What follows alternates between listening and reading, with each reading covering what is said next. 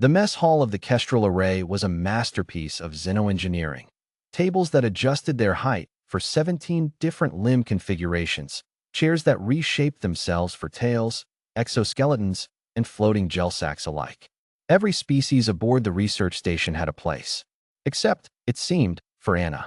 She sat alone at the end of the long steel table, her tray untouched, her eyes fixed somewhere past the viewport where the gas giant Thrinity turned in slow, silent orange light.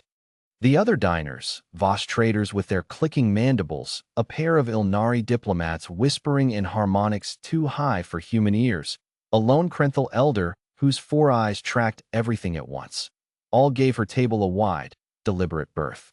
It had been 3 weeks since the incident. 3 weeks since Anna, junior xenobotanist, had accidentally triggered a decontamination protocol that quarantined an entire Ilnari delegation for 2 days. No one had been hurt. No lasting damage had been done. But among the Ilnari, procedural embarrassment was social currency, and currency, once lost, was not easily returned. So now no one sat near her. Not out of cruelty. Exactly. The aliens aboard the station were scrupulously, coldly polite about it. It was simply that proximity implied endorsement, and no species wanted to spend its social capital defending a human's mistake. Anna had stopped expecting anyone to. That was when Mike walked in. He was late, as usual. Chief engineer of the Kestrel Array's water reclamation systems didn't run to anyone's clock but the station's failing pipes. His jumpsuit still had grease on the sleeve, and his tray was piled high with the same reconstituted protein loaf everyone complained about, and no one refused. He scanned the room out of habit more than hunger. He saw the empty seats around Anna.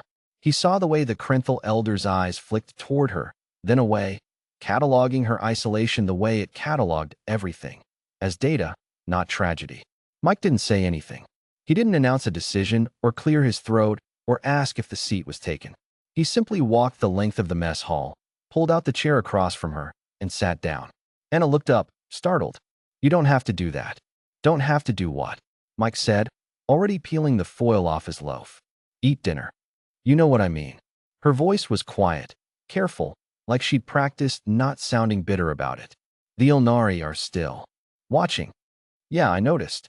He took a bite, chewed, swallowed, entirely unbothered. "They're always watching something.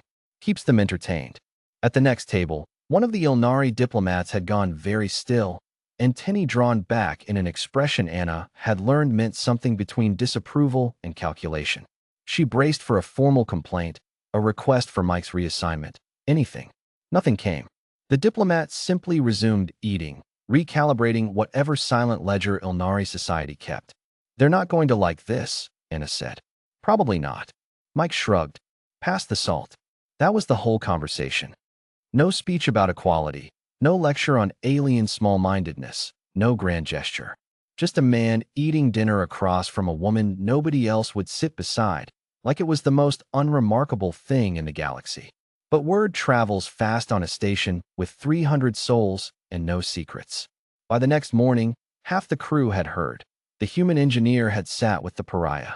Reactions varied. The Voss traders, who valued directness above almost every other virtue, seemed almost approving. One of them, a barrel-chested trader named Gurn, clapped Mike on the shoulder hard enough to stagger him and said something that translated roughly to bold for a soft one. The Ilnari were less pleased. Ambassador Rinthal, senior of the delegation Anna had inadvertently quarantined, requested a private audience with the station's human liaison. Mike was summoned to a meeting he hadn't asked for, in a room designed for negotiations far weightier than a dinner seat. "Your action was noted," Rinthal said. The Ilnari's translator rendered their voice smooth and toneless, stripped of the subtle vocal shifts that carried real meaning in their native harmonics. "It complicates the resolution of the incident." "Didn't realize sitting down was an action requiring authorization," Mike said. "Among my people, proximity signals alliance. By sitting with the human Anna, you signal that her error carries no weight. This undermines the social correction already in progress." Mike set his hands on the table, unhurried. "Where I'm from, we don't usually leave people to eat alone because they made a mistake." Seemed like she'd already paid for it. 2 days of quarantine, 3 weeks of the cold shoulder. That's a steep bill for a botanist who mislabeled a sample. The bill is not yours to assess. No, Mike agreed. But the seat next to her was mine to sit in. Nobody else wanted it. Rinthal's antennae shifted through a pattern Mike couldn't read, and the translator offered no help. There was a long pause, long enough that Mike began to suspect the silence itself was the point, an Ilnari tactic to make him fill it with concessions. He didn't fill it. Finally, Rinthal spoke again. You do not fear the consequence to your own standing. Didn't think I had much standing to lose. I fix pipes. You underestimate yourself, chief engineer. Word of small acts travels faster than word of large ones. Precisely because they are unexpected. It wasn't an apology. It wasn't quite a rebuke either. Mike left the meeting unsure if he'd won or lost anything at all, and mostly indifferent either way. Anna heard about the meeting before Mike even got back to the engineering deck. She found him elbow-deep in a coolant manifold, cursing at a valve that refused to seat properly. You didn't have to go to bat for me with the ambassador, she said. Wasn't going to bat for anyone. Just answered his questions. Mike wrenched the valve a quarter turn, and it finally clicked home. Besides, you didn't do anything that bad. You mislabeled a sample container. The Deccan system overreacted. That's a design flaw, not a crime. Try telling the Ilnari that. I did. Kind of. He wiped his hands on a rag, finally looking at her properly. Look, I'm not doing some big rescue thing here. I just don't think people should eat alone for 3 weeks over a paperwork mistake. That's it. That's the whole plan. Anna almost laughed, surprised at herself for it. That's a very human way of thinking about it. Maybe. Not sure it's a bad one, though. Over the following days, something small but persistent shifted through the station. The kind of change nobody could quite point to happening. Only notice after it already had. A Voss trader sat 2 seats down from Anna at breakfast. Not out of solidarity exactly, but because Gurn had decided the human engineer's boldness made for good conversation, and Anna happened to be sitting there. A Krenthal researcher, whose 4 eyes missed nothing, began nodding to her in the corridors, the barest gesture, but a gesture nonetheless. Even the Ilnari, in their slow and calculating way, adjusted. Ambassador Rinthal never personally forgave the incident, not in any way a human would recognize as forgiveness.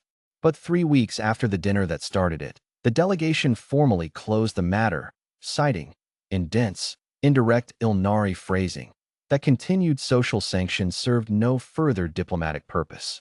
Anna suspected that was as close to an apology as she'd ever get, and found she didn't need it as badly anymore. She still ate at the same table by the viewport, gas giant Threnody still turning slow and orange beyond the glass. But the seats around her weren't empty anymore. Most nights, Mike still showed up late, grease on his sleeve, tray piled with a protein loaf he'd never once complimented, and sat down without a word of explanation, because by now, none was needed. It hadn't been a rescue. It hadn't been a speech, or a rebellion, or a grand human stand against alien indifference. It had just been a man who thought no one should sit alone. Sometimes, that was enough to change everything.